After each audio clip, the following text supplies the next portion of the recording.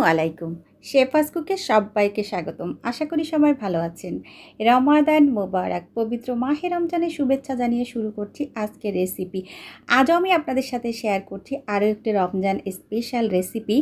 অনেকে চিড়া খেতে পছন্দ করেন না, তো এইভাবে কিন্তু চিড়াটা খাওয়াতে পারেন। আজ আপনাদের সাথে শেয়ার করছি চিড়ার শরবত। এটা এতটাই মজার, না বানিয়ে খেলে বুঝতে পারবেন না। তাহলে চলুন দেখে নেওয়া যাক পুরো প্রস্তুত প্রণালী। প্রথমেই শরবতটা তৈরি করার জন্য দুধটা রেডি করছি। আমি এখানে গুঁড়া দুধ দিয়ে তৈরি করছি। আপনারা চাইলে কিন্তু এখানে গরুর দুধ দিয়ে তৈরি করতে পারেন। তো আমি এখানে 750 গ্রাম পানি দিয়ে দিলাম।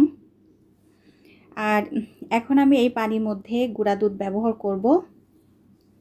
অনেকেই কিন্তু চিড়া পছন্দ করে না, তো যারা চিড়া পছন্দ করে না তাদেরকে কিন্তু এই রেসিপিটা করে খাওয়াতে পারেন।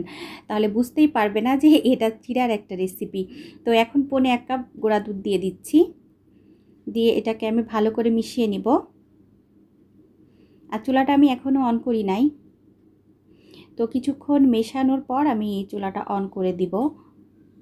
আর একটু যদি গরম পানিতে দুধটা দেওয়া হয়, মানে বেশি গরম না, সামান্য গরম, তাহলে কিন্তু গুঁড়া দুধটা বেশ ভালোভাবে মিশে যায়, সময়ও কম লাগে। তো এখন কিন্তু আমার মেশানো হয়ে গিয়েছে। এখন আমি এর সাথে অ্যাড করে দিব চিনি। আর মিষ্টিটা আপনারা যে যেমন পছন্দ করেন ঠিক সেইভাবেই দিবেন আর কি। আমি এখানে 1.25 কাপ পরিমাণ চিনি দিয়ে দিলাম। আর বিশেষ করে এই সব রেসিপিতে দুধটা যদি একটু ঘন হয় তাহলে কিন্তু রেসিপিটা বেশি টেস্টি হয়। এখন আমি বলক ওঠা পর্যন্ত অপেক্ষা করছি। যেহেতু আমি গুঁড়ো দুধ দিয়ে করছি, ওই জন্য গুঁড়ো দুধটা কিন্তু বেশি পরিমাণে দিয়েছি আর কি। তো এর মধ্যে আমি কোনো এলাচ ব্যবহার করছি না। আজ আমি এখানে দিয়ে দিচ্ছি সামান্য পরিমাণ স্যাফরন। আর এই স্যাফরনটা না থাকলে কিন্তু না দিলেও কোনো সমস্যা নেই, তখন এলাচ দিয়ে দিবেন। আর এটা আমি আর কিছু সময় ধরে জাল করে নিচ্ছি। আর স্যাফরন দিলে সুন্দর একটা ফ্লেভার আসে, আর দুধের কালারটা সামান্য একটু চেঞ্জ হয়ে যায়। এখন বেশ কিছু সময় ধরে আমি একটু জাল করে নিব। আর এক ফাঁকে কিন্তু আমি একটু লবণ দিয়ে দিয়েছি, আসলে সেটা মানে দেখাতে পারিনি আমি। যাই হোক, ওটা আসলে ভিডিও করা হয় নাই। তো এখন ভালো করে আমি একটু জাল করে নিচ্ছি। যেহেতু আমি গুঁড়া দুধ দিয়ে করছি, গুঁড়া দুধের একটা স্মেল থাকে, তো ভালো করে যদি বলক তুলে নেওয়া হয় সেই ক্ষেত্রে কিন্তু গুঁড়া দুধের এই স্মেলটা আর পাওয়া যায় না। বেশ ভালো লাগে, তখন বোঝা যায় না যে আসলে গুঁড়া দুধ নাকি গরুর দুধ। আর গরুর দুধ দিয়ে কিন্তু সকল রেসিপি খুব ভালো হয়। তো এখন এটা কিন্তু হয়ে গিয়েছে। আমি এখন চুলাটা অফ করে দিচ্ছি। চুলাটা অফ করে এই দুধটাকে একটু ছেঁকে নিব। তো এটা আমি এখন ছেঁকে নিচ্ছি। যেহেতু আমি স্যাফরন দিয়েছি, স্যাফরনটাও আছে, ওই জন্য আমি ছেঁকে নিচ্ছি। আর অনেক সময় চিনির মধ্যে ময়লা থাকে, একটু ছেঁকে নিলে কিন্তু ফ্রেশ একটা দুধ পাওয়া যায়। তো এটাকে আমি এখন নাড়াচাড়া করে ঠান্ডা করে নিয়ে তারপর এটাকে আমি এখন ডিপ ফ্রিজে রাখবো। আর ডিপ ফ্রিজে যে রাখবো এটা কিন্তু বরফ হবে না, জাস্ট মানে বেশ একটু বেশি ঠান্ডা হবে, সেজন্য ডিপ ফ্রিজে রেখে দিব।